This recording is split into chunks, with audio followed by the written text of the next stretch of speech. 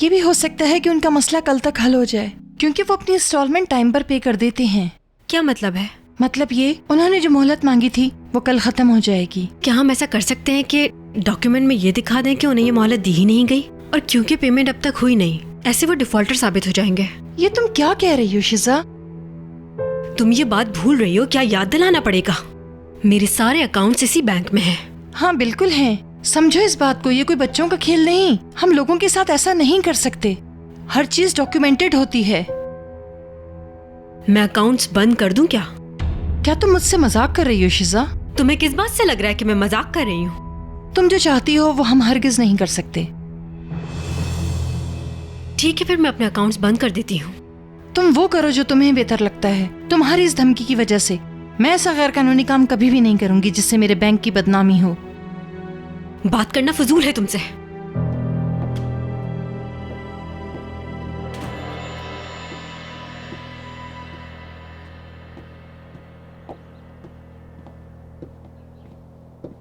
अस्सलाम वालेकुम। वालेकुम अस्सलाम। आज शाम में तुर्गुत साहब ने आपको बुलाया है। मैं लेने आ जाऊंगा शाम में। ऐसा मुमकिन नहीं है, मैं आज बहुत बिजी हूँ भाई। एक्चुअली कुछ इम्पोर्टेंट काम है मुझे। तुर्गुत साहब ने कहा है बहुत अहम बात करनी है उन्होंने। शाहान साहब। और उन्होंने कहा है रोजीना मैडम को इस बारे में आप कुछ नहीं बताएंगे। वो नहीं चाहते कि मैडम को पता चले। ठीक है, शाम में यहाँ पहुंचकर आपको मैसेज कर दूंगा मैं। इजाजत चाहता हूँ मैं अब।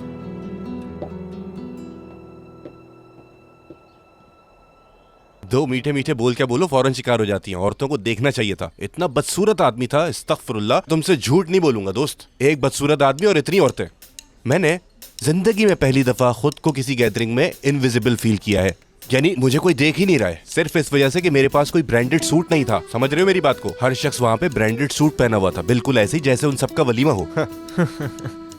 ओह, आप इसी ऑर्गेनाइजेशन के हेड है ना, जो पहले चीजें सही करते हैं और फिर खुद ही उनको खराब करते हैं। बस जनाब तो जिद पे थे कि ना बताऊं। रोजीना को देखा है क्या? टॉपिक चेंज कर दिया। नहीं, हमने नहीं देखा। अच्छा,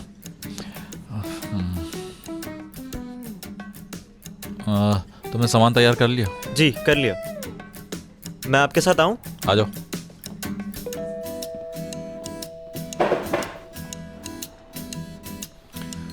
यार वाकई ये आदमी तो बहुत परेशान लग रहा है।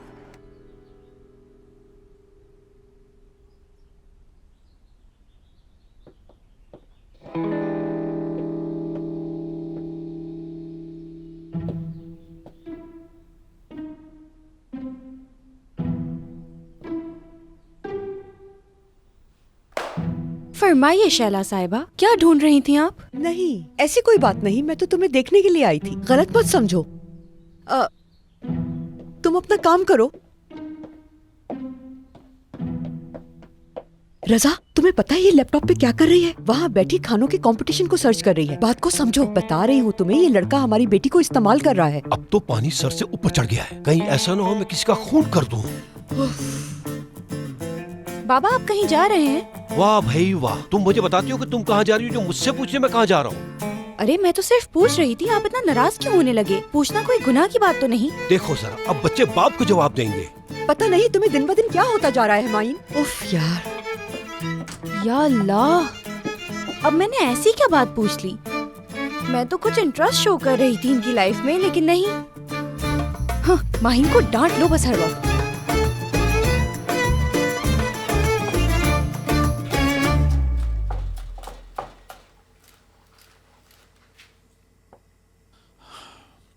मुबारक, मुझे अभी निकलना है। रेस्टोरेंट तुम संभालो और जैसा समझाया था वैसा करना। मुझे वापसी में थोड़ा टाइम लग जाएगा, संभाल लोगे ना? ठीक है शेफ, ठीक है।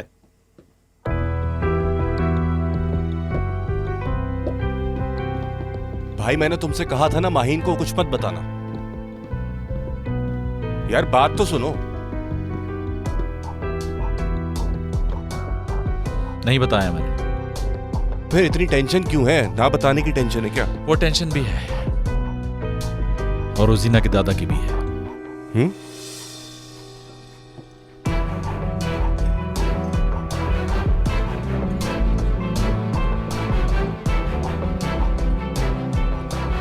उसके दादा मुझसे मिलना चाहते हैं। क्या मतलब है? वो तुमसे प्राइवेटली मिलना चाहते हैं? हाँ बिल्कुल प्राइवेटली। इन्हें कहीं पता तो नहीं चल गया दोस्त? मैं नहीं जानता यार, कुछ भी हो सकता है। वो आदमी नहीं जिन है। वाह दोस्त, तुम भी तो देखो किन चक्करों में फंस के रह गए यार। अस्सलाम वालेकुम। यार उन्हें देख के मुझे अफसोस होता है, चंद दिनों के मेहमान हैं वो। भाई मेरे ख्याल से तुम्हें रोजीना से बात करनी चाहिए। अरे यार यही तो गड़बड़ है, उसे ये पता नहीं चलना चाहिए कि दादा ने बुलाया है। समझा, मामला इतना सीरियस चल रहा है। अरे यार उन्होंने एक आदमी मेरे पीछे लगाया हुआ है, साया बनकर मेरा पीछा करता है। नहीं यार, ये तो बिल्कुल माफिया जैसा लग रहा है। नहीं खैर, इतनी बड़ी बात नहीं लगती मुझे। मैसेज आ गया, बाहर इंतजार कर रहा है। शाहन साहब मैं आ गया हूँ, दरवाजे के सामने हूँ। तुर्गत साहब आपसे मिलने के लिए बेकरार हैं। भाई मैं अगर तुम्हारी जगह होता तो मुझे डर लगता। हाँ डर तो मुझे भी लग रहा है भाई, लेकिन ना तो रोजीना के दादा से और ना उस आदमी से। मुझे सिर्फ डर है कि अगर माहीन को पता चल गया तो बड़ी मुश्किल से हम दोनों का पैचअप हुआ है, कहीं बात फिर ना बिगड़ जाए।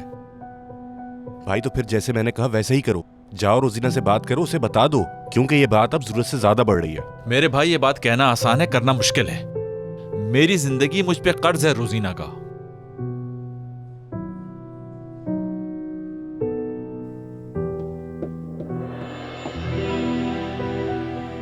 इसकी वजह से तुम्हें अपने ख्वाबों को छोड़ना पड़ेगा और तुम्हारी मोहब्बत तुम्हारे हाथों से निकल जाएगी। मेरे भाई इसीलिए तो मैं इतना कंफ्यूज हो रहा हूं। मेरी जिंदगी बचाने वाली, मोहब्बत सिखाने वाली और ख्वाब दिखाने वाली रोजीना है।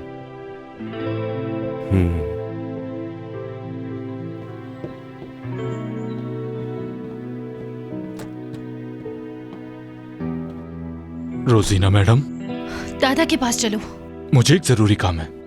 मैं सब कुछ जानती हूँ, मुझसे झूठ बोलने की बिल्कुल भी जरूरत नहीं है। शाहान को मैसेज करो और उससे कहो कि आज का कैंसिल हो गया है। मैं ऐसा नहीं कर सुना सकता नहीं मैडम। तुमने?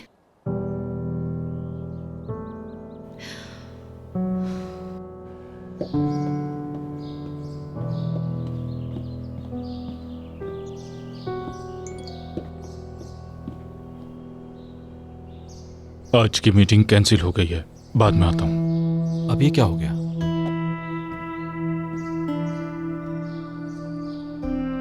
आप खुशामदीद रजा साहब। मैं नहीं आऊंगा, तुम आओगे। क्या? मैं समझा नहीं। मुझे तुमसे जरूरी बात करनी है, तुम्हें आना होगा, यहां पर बात नहीं हो सकती। मैंने कोई जोक सुनाया है?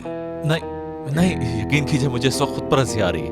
वो एक्चुअली इस वक्त मेरी एक मीटिंग थी, वो कैंसिल हो गई और अचानक आप आ गए। तो हंसी क्यों आई तुम्हें?